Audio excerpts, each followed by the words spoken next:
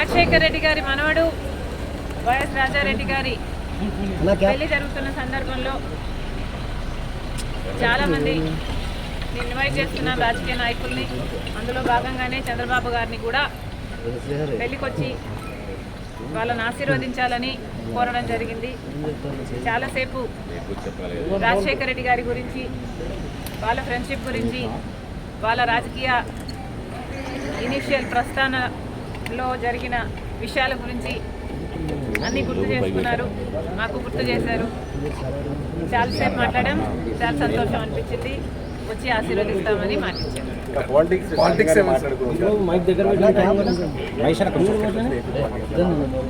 లేదమ్మా, actually mostly Rajasekhara Reddy గారి గురించే ఆయన ప్రస్తావించారు. ఇనీషియల్గా వాళ్ళు రాజకీయాలు మొదలుపెట్టినప్పుడు వాళ్ళిద్దరూ కలిసి ప్రయాణం చేశారు. పొద్దున్న నుంచి సాయంత్రం వరకు వాళ్ళు కలిసే ఉన్నారు, జీప్లలో కలిసి తిరిగారు. ఇలాంటివన్నీ ఢిల్లీకి వెళ్ళారు. అప్పుడు చీఫ్ మినిస్టర్కి వాళ్ళిద్దరు కలిసి చేసిన ప్రయత్నాలు అయితేనేమి, ఇలాంటివన్నీ చెప్పుకుంటూ వచ్చారు. మేడం, కాంగ్రెస్ పార్టీలో మీ పాత్ర ఎలా ఉండబోతుంది? మీకు ఎటువంటి పదవి మీరు అనుకుంటున్నారు వస్తుందని చెప్పి వాళ్ళు మీకు కాంగ్రెస్ పార్టీ ఏ పదవి ఇవ్వాలి, ఏ బాధ్యతలు ఇవ్వాలి అనేది కాంగ్రెస్ పార్టీ ప్రెరోగేటివ్. కాంగ్రెస్ పార్టీలో because it is the largest secular party చేరడం జరిగింది.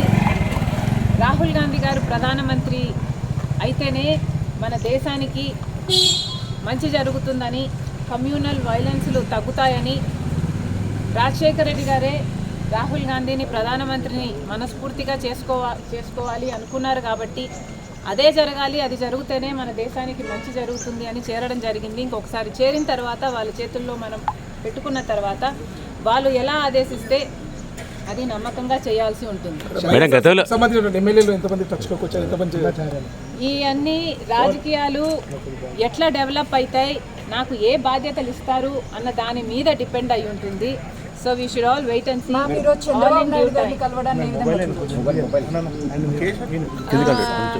చంద్రబాబు గారిని చూడడాన్ని ఏ విధంగా కలవడం ఏ విధంగా చూడొచ్చు అంటే, మామూలుగానే ఒక ఫ్రెండ్లీ ఎన్వైరన్మెంట్లో అందరం చూస్తే బాగుంటుంది. నేను లోకేష్ గారు ఒక ట్వీట్ నాకు రిప్లై చేశారు.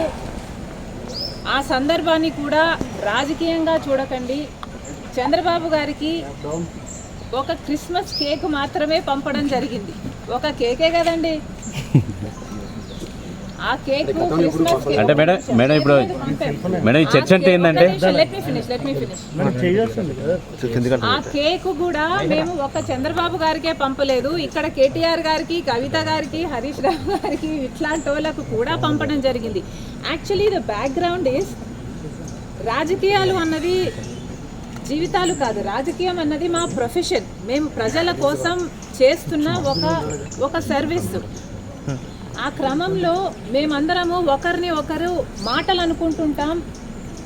మేము రాజకీయ ప్రత్యర్థులం కాబట్టి అనుకోవాల్సి వస్తుంది, అనాల్సి వస్తుంది. ఒక పండగ వస్తేనో ఏదైనా పెళ్ళి వస్తేనో వాళ్ళకు ఒక కేక్ పంపిస్తే ఆన్ అ ఫ్రెండ్లీ నోట్, పర్సనల్గా బిటర్నెస్ ఉండకూడదు, అందరం ఫ్రెండ్లీగా ప్రజల కోసం పనిచేయాలి అన్నది కాన్సెప్ట్. ఇప్పుడు కూడా చంద్రబాబు గారిని పెళ్లికి మాత్రమే పిలవడానికి వచ్చాము. ఇది పొలిటికల్ కానే కాదు. చంద్రబాబు గారు ఒక తెలుగుదేశం పార్టీకి నాయకుడు, నేను కాంగ్రెస్ పార్టీలో ఒక కార్యకర్తను. మాకు రాజకీయంగా ఏ లావాదేవీలు ఉండదో, ఉండకూడదో, ఉండబోవు కూడా. రాజశేఖర రెడ్డి గారు కూడా తన సొంత పిల్లల పెళ్లిళ్ళకు కూడా చంద్రబాబు గారిని ఇన్వైట్ చేయడం జరిగింది. చంద్రబాబు గారు కూడా రావటం జరిగింది, మమ్మల్ని ఆశీర్వదించడం జరిగింది. ఇదేమీ వింత కాదు, విచిత్రం కాదు. సో దీన్ని ఒక ఫ్రెండ్లీ ఎన్వైరన్మెంట్తో చూస్తే అందరికీ పాత్ర ఉండబోదా? కాంగ్రెస్ పార్టీలో మనం పెట్టుకున్న తర్వాత కాంగ్రెస్ పార్టీ ఏ బాధ్యతలు అప్పచెప్పినా ఆ బాధ్యతలు నేను నమ్మకంగా చేస్తానని ఆ రోజు చెప్పాను, ఈ రోజు చెప్పాను. మేడం, ఫ్రెండ్లీ రాజకీయాలు మేడం, మీరు ఫ్రెండ్లీ రాజకీయాలు కోరుతున్నారు. ఇప్పుడు అంతా ఫ్రెండ్లీ రాజకీయం ఉందా మేడం? ఒకవైపు మీ సోదరుడితో చంద్రబాబు నాయుడుకి వైరం ఉంది, మీరేమో రాజకీయాలు అలా ఉండకూడదు అంటున్నారు. ఎట్లా మేడం? Not condoning anything. ఇలా ఉన్నాయి రాజకీయాలు అని నేను మీకు చెప్పనవసరం లేదు, మీ అందరు కూడా చూస్తున్నారు. కానీ ఫ్రెండ్లీగా ఉండాలి. మనం అందరము కూడా ప్రజల కోసం ఉన్నాం. ఏ వేదిక అన్నది ప్రజలకు తెలుసు. ఏ ప్లాట్ఫామ్ని మనం ఎంచుకున్నా, ఏ పార్టీని మనం ఎంచుకున్నా ఉన్నది మాత్రం ప్రజల కోసం.